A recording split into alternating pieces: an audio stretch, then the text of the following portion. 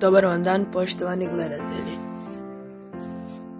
Danas ću vam predstaviti jednu novu novčanicu. To je prvi mađarski novac 100 penga iz 1930. godine.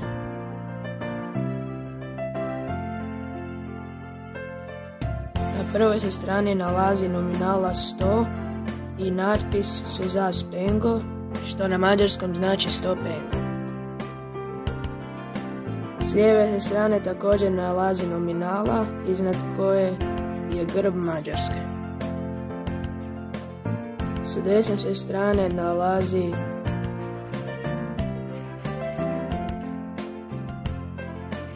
portret Matijasa Karila, kralja Hrvatske i Ugarske te protukralja Čehoslovačke.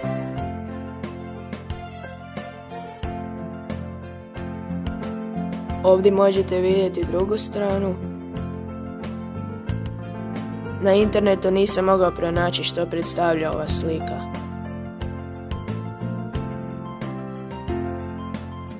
Vidite kao neko jezero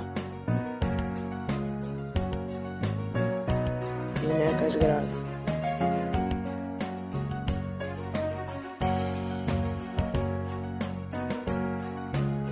U katalogu World Paper Money označena je oznakom P98.